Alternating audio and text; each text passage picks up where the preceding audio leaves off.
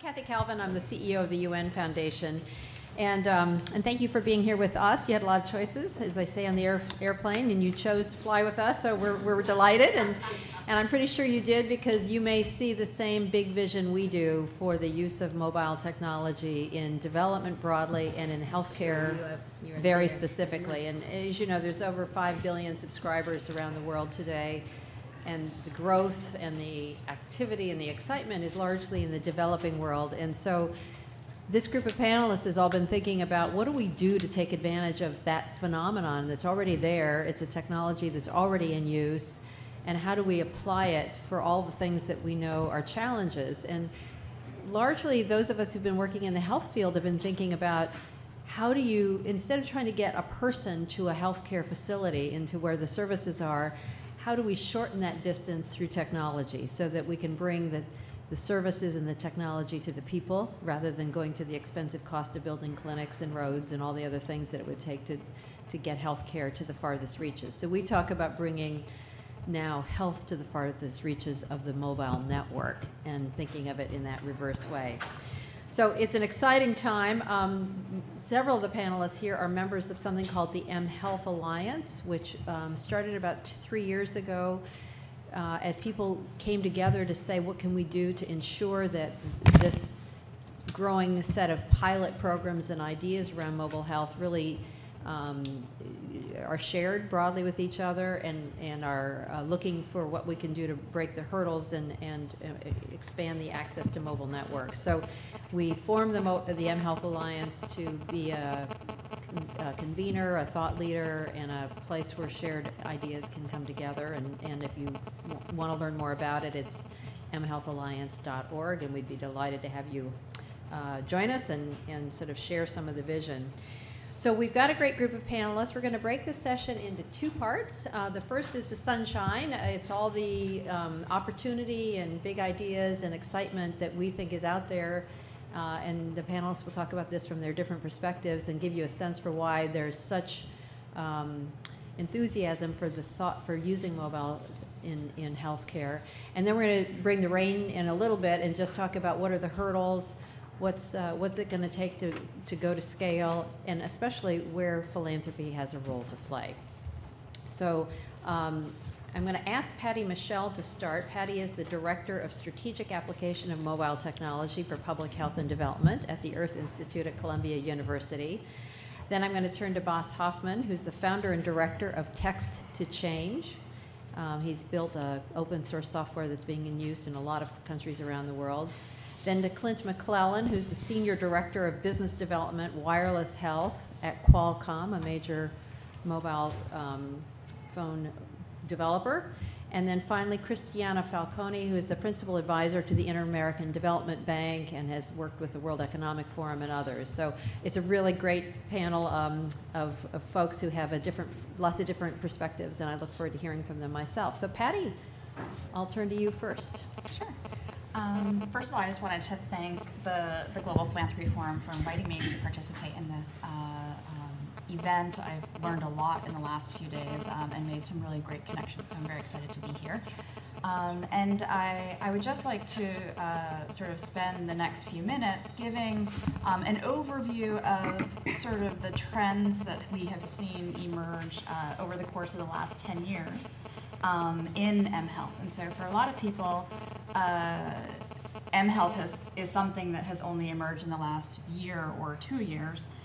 For me, my journey in mHealth began in 1999 when I was working in southern Sudan, and the only form of communication to mobilize support was two-way radios. And so you were lucky if you could get somebody in the nearest health facility, which was about 100 to 200 kilometers away, at the right time to be able to exchange information and to communicate whether it was an emergency case or issues around supply chain management. And so it was at that time that I started to really begin to think about, okay, well, what would it take to improve communication within the health system, particularly focusing on low and middle income countries, And at that time, the early digital divide discussions were focusing on the internet. And so people were saying, okay, well, how do we improve access to information for people? But nobody was really asking the question about basic communication. What would it take to sort of improve communication? And I had a mentor at the time who approached me and said that she was going to write my recommendations to doctoral programs and to tell her exactly where I wanted her to send those recommendations. And so I decided to focus my PhD research on looking at mobile phones and public health in low and middle income countries at a time when the penetration rates in most countries was around 2 to 3%. And so the environment has changed significantly. For those of you that were at the dinner last night, you heard we're now over 5 billion mobile phone users, where more than half the world's population has access to a mobile phone. And I never anticipated that people in some of the most remote areas of the world would have access to this technology. And so how do we begin to sort of leverage this technology to support the things that we're trying to do, whether it's improving access to health services for maternal and child health, general health system strengthening programs, etc. So in the last, I would say, I'll just fast forward. So that was about 10 years ago.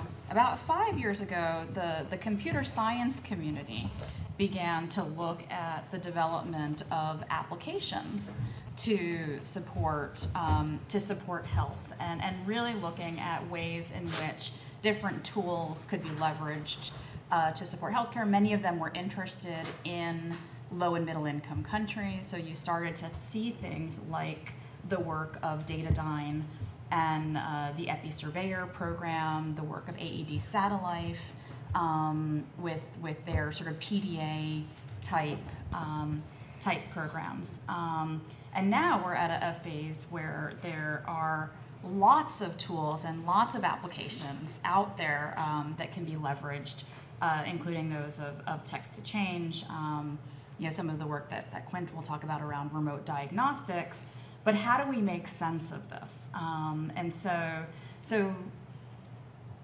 in the midst of this, we were working with the mHealth Alliance to kind of look at what do we know is working. And so they commissioned the Earth Institute to do this research landscape around the evidence. So around mobile health, and what we found was that there were over 2,500 articles written about mHealth out there around what is feasible, what healthcare worker experiences are like using different applications. A lot of the research was focused on the US and Europe, but increasingly we're starting to see randomized controlled trials emerging in South Africa, in India, in Brazil, to look at the impact of these technologies on health. At the same time, we were asked to work with WHO to find out from their member states what the current state of mHealth was at the global level. And so as part of their global eHealth survey, they surveyed 112 member states responded. We developed an mHealth module. And from that, what we discovered was that 83% of the member states said that they had at least one mHealth initiative going on in their countries. And about 2/3 of those mentioned that they had 5 to 6 mHealth implementations going on in their countries. So it's something that is becoming much more pervasive and mainstreamed than even most people realize or acknowledge, or even I myself was fully aware was happening. And so you have this environment that wants mHealth, and so a lot of demand from ministries of health, NGOs, the donor community is increasingly investing in this area. You have the software developers. A lot of the tools are becoming more mature. They're being evaluated, so we now are learning what's working and what's not working. And so it's a really great time in in many ways to think through much more strategically and pragmatically about how do we leverage this and move it from sort of the pilot phase to scale, so that many more people that are currently benefiting from these applications and technologies can benefit from them. And so I'll stop here. Thanks. Thank you. Yeah, first of all, I would like to thank the GPF for giving this great platform to speak about my work. Text to Change was founded in 2007, 2008. We were one of the first large-scale SMS or mobile programs in Africa, and the basic idea arose from the fact if so many people have access to mobile phones, why don't we, or why don't health organizations use it for health communication and research?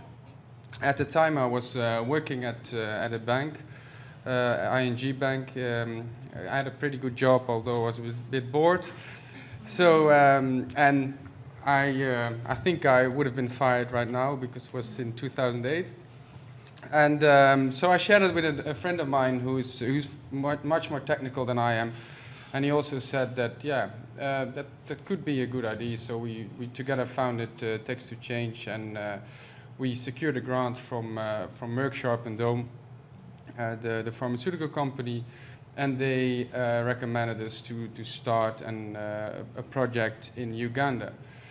Our first concept was targeting people with health information via SMS, because SMS is actually the only thing that really works in Africa if it comes to large-scale programs.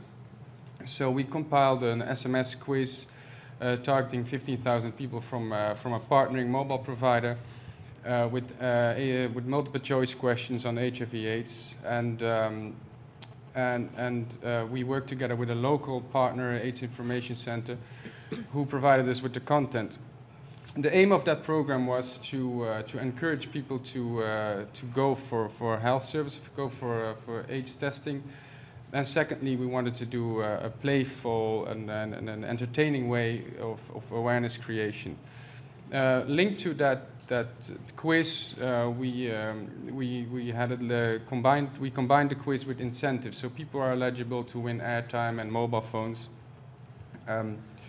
That first pilot was quite a success, and we had a response rate of about 20%. And we had a 40% increase of people coming for health services, and we could measure that because we used the telephone number as a unique identifier. So they came with the telephone number to the health service. We matched it with the people we targeted, and on top of that, we asked them, why did you come for a test? So yeah, the results were quite promising, and based on that, we built our own software. Although everything that could go wrong for a pilot went wrong, and but it encouraged us to continue, and we built our own software. Actually, no, it's not open source, but I'm willing to share it with everyone. And we availed that platform to NGOs and other organizations in the field of health, but also development, accountability, agriculture, but also education to as an extra avenue of communication. So yeah, over the years we've done 20 projects, and we're now in 6 countries, and the objectives of our program are not only awareness creation, but also the uptake in services. And the growth of mobile telephony really gives us the reach to these people. And we've worked with several partners, UNICEF, USAID, CDC, IDI, and we just secured a grant of 2.6 million euros for the next 5 years from the Dutch government of Foreign Affairs, which allows us to work in 12 countries. So in terms of scalability, we're yeah, it's looking very prosperous for us. But what happens in the next 5 years? As I don't want to bring in the rain yet, but we've done 20 projects so far, and unfortunately none of them have really gone nationwide and really scaled up. Although we got some follow-up funding every now and then for different donors. But what we intend to do is use SMS as a bridge to applications and the more developed devices, because the people who are able to receive text messages or have these basic phones, and that's the predominant part of people in Africa and the development world, will eventually have these smartphones, and if we have the telephone number already, we have that lifeline with them, and that's a very promising foresight for us. Thank you. Clint? Clint's going to be a little show and tell, I think. So we were fortunate enough to be at the kickoff of the mHealth Alliance probably 2.5 years ago, and at that time, us as a technology company, we were trying to figure out how we could use cellular technology to improve health in the developing world. And 2.5 years ago, it was just too difficult. Windows phones were too expensive. There weren't any inexpensive sensors out there. There weren't Bluetooth sensors that would automatically connect. And even now, probably the biggest problem is Bluetooth. We have to get past that. But since then, we've been working with quite a few entities to try to prove mobile health. And for us, it's getting in the field, touching someone, getting biometric data back, and being able to actually find people in the field immediately. There are lots of, no one really knows what mHealth is right now. It's kind of interesting. And what we've done is, for example, I've got, I'm wearing a biometric strap made by a company called Zephyr. They actually have this sensor I can show you later that they used to monitor the Chilean miners as they brought them up and while they were down in the mine. So right now, this is the cloud right now, looking at my biometric information that's being transmitted from this Android phone. So this is something I use to manage my health. It's something that maybe a remote caregiver can go into the field. So one of the kits that we're building right now and expanding upon, we're doing this with a hospital in India, is a remote diagnostic kit that includes an SpO2 meter. This is all right now, but we'll expand, a blood pressure cuff and a glucose meter. So there are many, many different use cases. But one of the most immediate needs certainly is to enable remote caregivers. And so another example, as we look at the cloud here, hopefully this was downloading very slowly. It's still downloading. This is an Android phone that's picking it up from the cloud. So a doctor could be anywhere in the world with this. A doctor could be at another hospital in the same province with an Android phone communicating with a remote caregiver. So we're still going through all the learning pains of going through Bluetooth, and there are different proprietary specs of Bluetooth. Bluetooth kills the battery. So I also have the great privilege of being the president and chairman of the Continua Health Alliance. And there we are working on the interoperability to make sure we can scale this. There are lots of issues. For example, let's say there's a company called Zephyr that's preparing this kit. They buy this blood pressure cuff on its own, they buy the glucose meter, they package it up and send it. That is not scalable, because if something goes wrong, they take it back at their little startup and use it. So we are trying to work with the industry as well, with distribution, with different VARs, value-added resellers, to get them interested in this so that we can really create scale. So you're not shipping 30, 40, 100 at a time. You're stocking millions and distributing kits from that perspective. So until towards about next year, when Bluetooth Low Energy comes in, hopefully they learn their lessons with Bluetooth. It'll pair easier, better battery life. We'll start to see these types of systems expand. But really, all of this is off the shelf. It's Android, software developers that we are working with, and off-the-shelf diagnostic sensors. So I guess I'm part of the happy part of the story, right? Is that, or How's his blood pressure looking? I know, and I hate doing that. My heart rate also. What's funny, I've learned so much by doing this, these demos, and that I always think I'm pretty calm during these presentations, but it just goes up there. It'll drop down pretty soon. Great, thank you. Cristiana. Yes. So the positive part of the story The Inter-American Development Bank, which is a development bank committed to develop Latin America and the Caribbean from a social, environmental, and economical point of view, we think that everything that has to do with improving the way a nation can provide services to its citizen, it's something that the bank should look at and invest. And we like to partner. In fact, I think Patricia did the study that I've read to prepare for this session.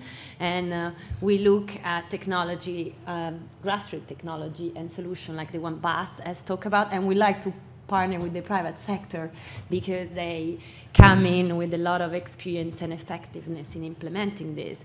What we see is a tremendous opportunity for the Latin American and the Caribbean region because you have 355 million people, at least a statistic of a couple of years ago, with a mobile phone. And I wasn't in the field as long as Patricia, but in 2004, the CEO of Vodafone at the World Economic Forum in Davos, talking about something completely different, so music sharing, was fighting with Bill Gates on whether the mobile phone would have been a better way to share information, data, music, and entertainment than the Xbox. And I mean, I think that although he's the former CEO of Vodafone, we still see Vodafone frontline committed to this philosophy and working quite well, even thanks to the Qualcomm solution. So I do think that it goes beyond health. And this is the technology that all of us have in our hands, whether it's the iPad, if we are in a very mature market, or whether it's a normal phone, you know, the former smartphone.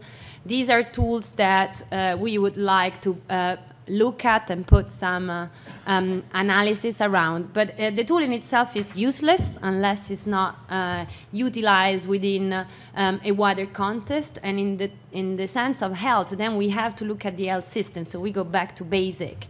And so you have to look at the value network of the health system, all the different players, who plays which role, and how the application of mobile technology can help delivering what each actor is meant to do in a more efficient and effective way in this value network. And that's what it's the approach of the bank. And we look at all the service that in Latin America, for example, could be delivered. And the reason why we think Latin America is great, in addition to the number of mobile users, is also because there is a transfer of technology that is quite advanced compared to other regions of the world. And there is the culture is different. In Latin America and in the Caribbean, they have leapfrog, even if you look at the internet, some of our phases of application of older technology. So you have also a culture of try, why not? You know, I'm leapfrogging, why not?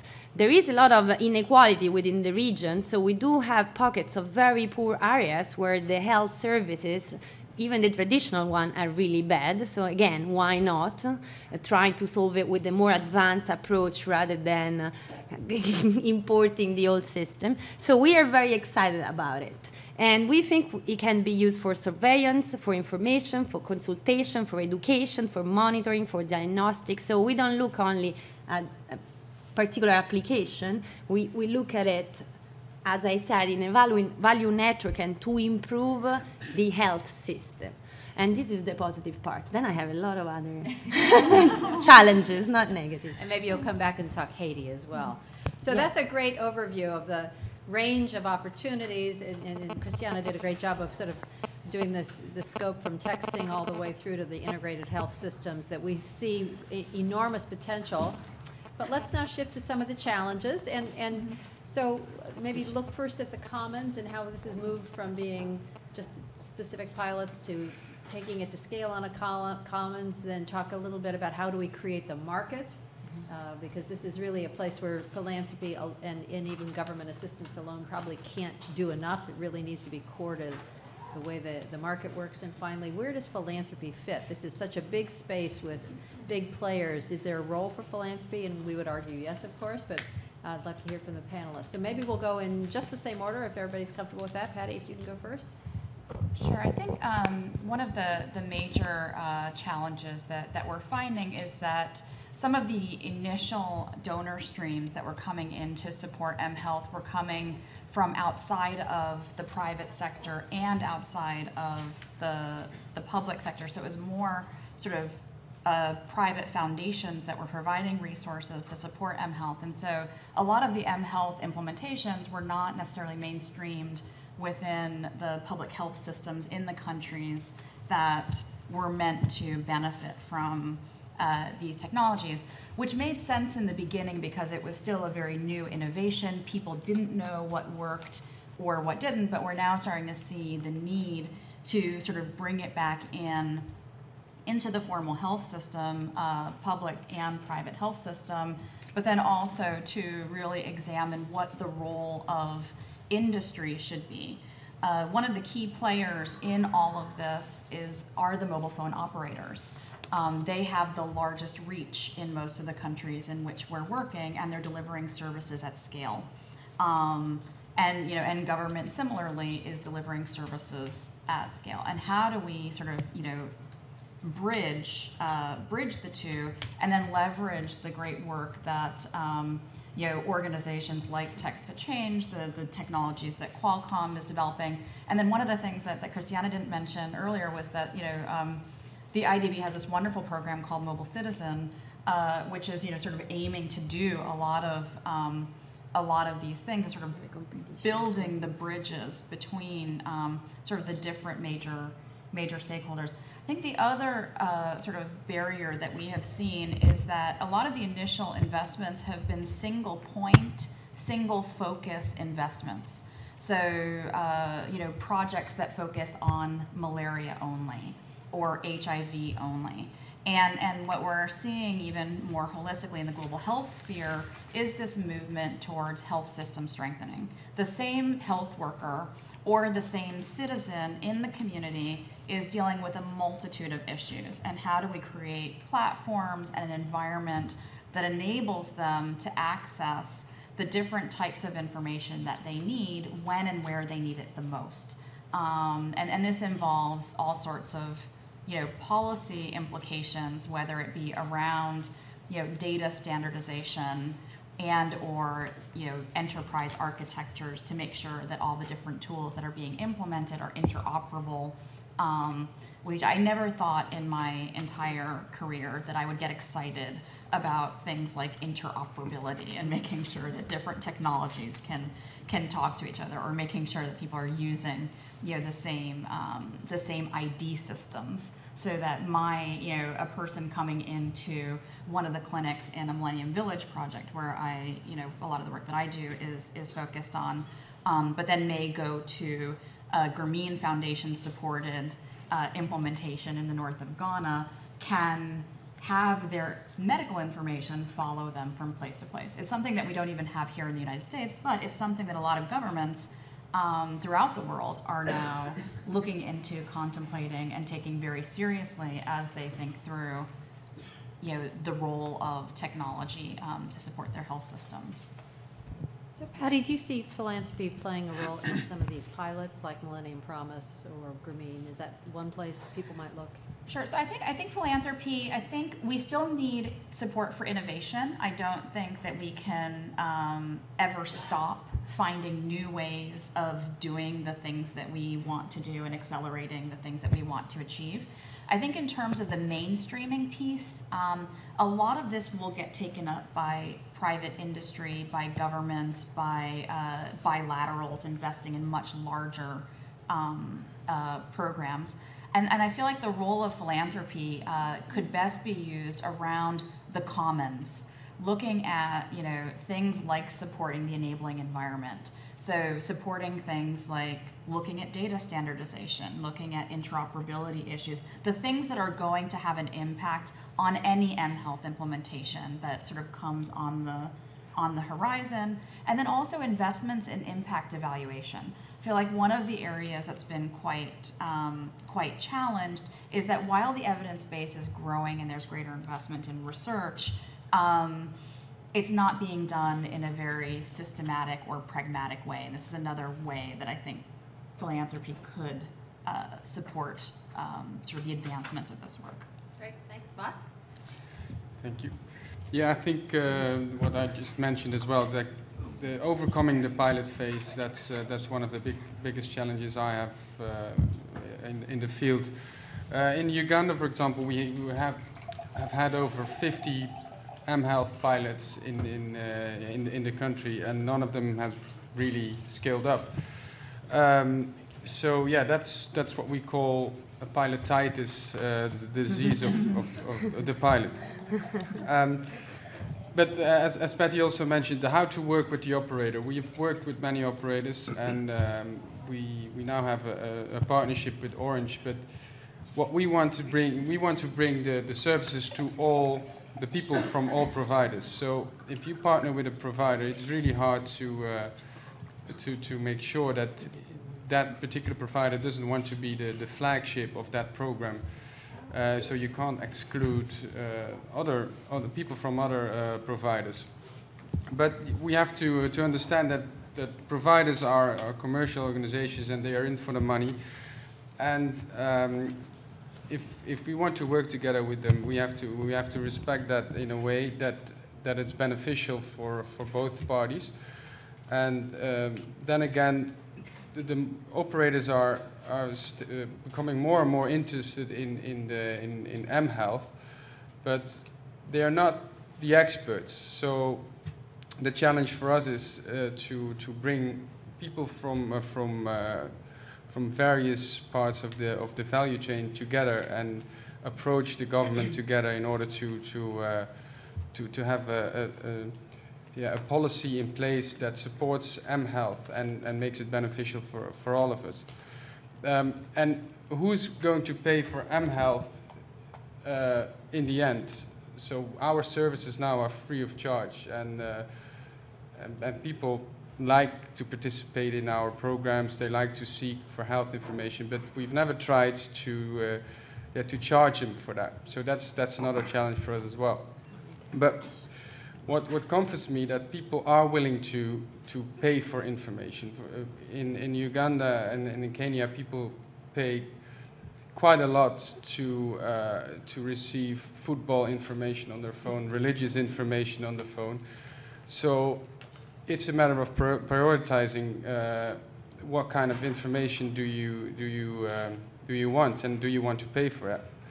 And so the business model of mHealth is still something we've been discussing and we've been thinking of, and it's not quite clear, also in my view, yet where we go yet.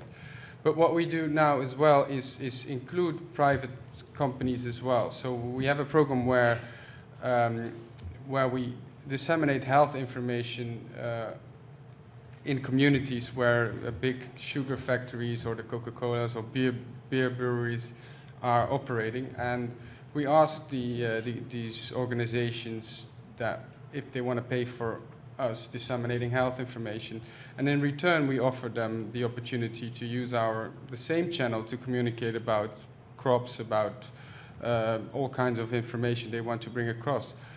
So that's the public-private partnerships we're aiming at, and we really think that's the future of mHealth as well.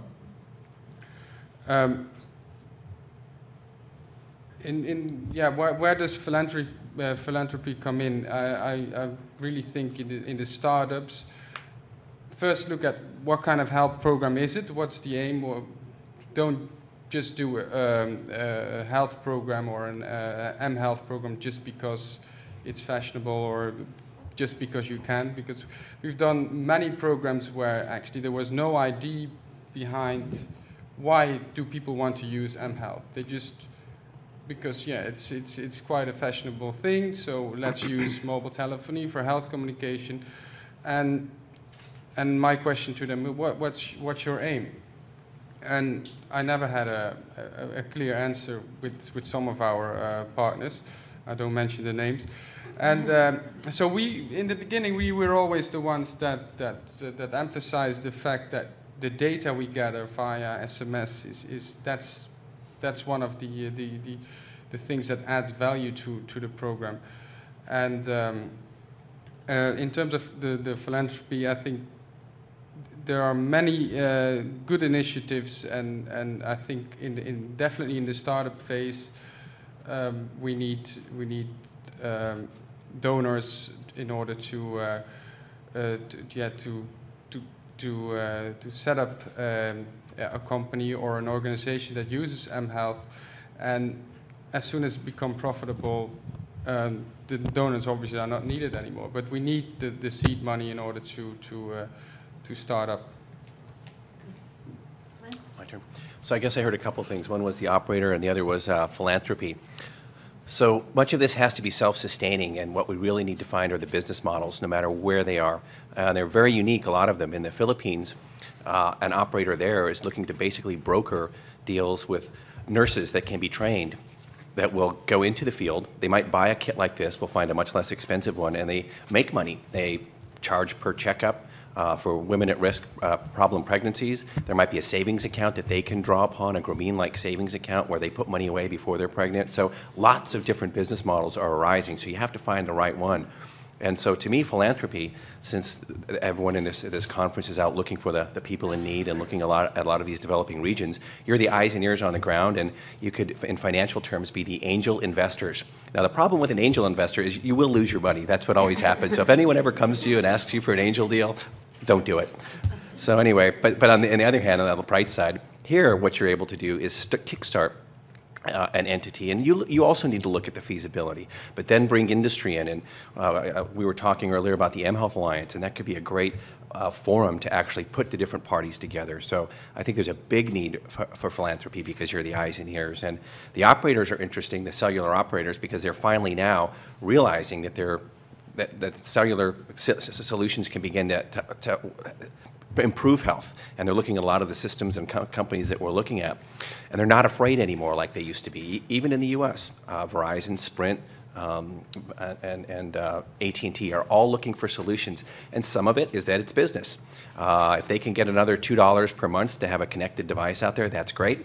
Their salespeople get to walk in and look really good with all of these solutions. But then what we're also working on, as I said earlier, what about all that supply chain? That's one of the keys here as well, because this is basically a cottage industry. I don't know if you remember the RIM BlackBerry 12, 13 years ago. They owned their own network. They built their own devices. It was a paging network, and there was no scale to it. Now it's on all the different platforms, and we want to make it even more scalable, like how you get Google email on any phone. So that's what we're looking at, is helping companies to create that software and helping them choose the right devices and build packages out of it. Thank you.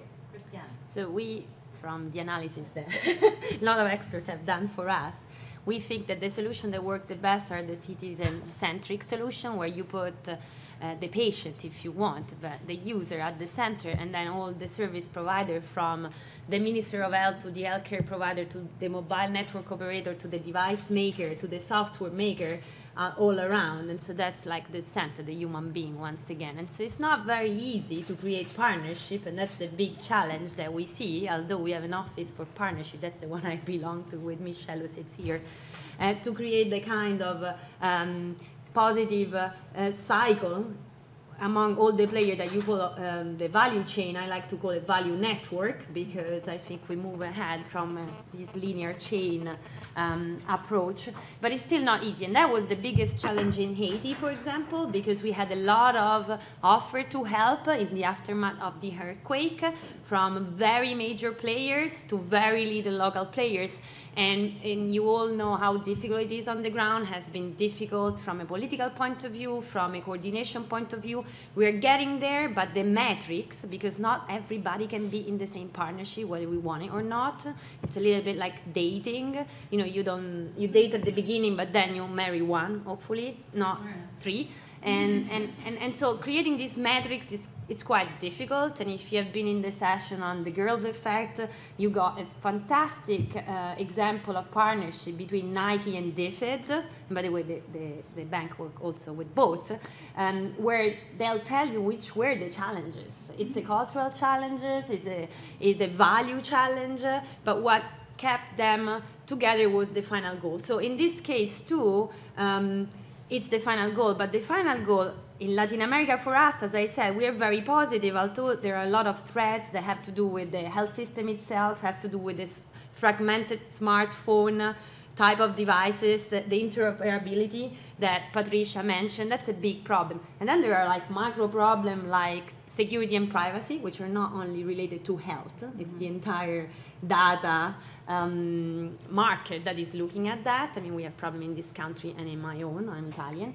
And then the sustainability of the business. So as you see, they are the complexity or the challenge are at the local level. In Latin America, you look at the fact that the majority of the subscription are prepaid, so how do you monetize? Because if I have that amount of money on my card, maybe I use it to call my family rather than to call the doctor or check which is the nearest point, unless I don't have an emergency. So there are these micro problems, and then there are meso problems, which are the problem of interoperability, the use of technology, etc. And then there are these wider problem of standard and the wider problem of the business model, because if I'm a telco, or if I'm a software development, or if I'm an healthcare provider, private healthcare provider, why do I want to work with my competitors? Why do I want interoperability? Actually, I don't want it. You know, if you look at scenarios on the digital ecosystem, you will see that there are scenarios where actually you have safe havens and big barriers, and some of the big companies are actually trying to create this barrier to kick out the competition. So it is a complex environment when we were talking about the challenge. For me and for the bank, and that's why we are pushing and creating this partnership, and we are here at the Philanthropy Forum, you play a key role. Now, the role that you play, you know it better than we do, because you invest in what is near to your heart. So I don't think that there is one solution or one role that philanthropy can play. If you are near doctors, training doctors in using this type of technology, great. Training nurses in using it. If you are near elderly association or diabetes, it's your good cause, well, then you mainstream in whatever you're doing this new approach to and ask for service that are that kind. If you are at a higher level and you like to work with university and sponsor the kind of research they're doing, that's fantastic, because it gave us, multilateral organization, more knowledge, which is the one I'm using today to talk to you, to understand how to direct our financing. If you go even at the higher level and you work with private companies, I think trying to understand business model that you can monetize, it's great. If you are an angel investor, or what we call an impact investor, then put money in this guy, you get equity. We at the bank only do loans, so I can't get equity out of him, unfortunately, because he seems to be very promising. So that would be my answer. You know, there are many ways you can contribute. Do it in a way that is near to your heart, to what makes you tickle, and just keep in mind that try to stretch your limits. You know, don't go to the solution that you do know. Try to put in whatever grant or whatever financing you're doing an element of, I don't want to call it innovation because it's a word that we have heard, but just risk it.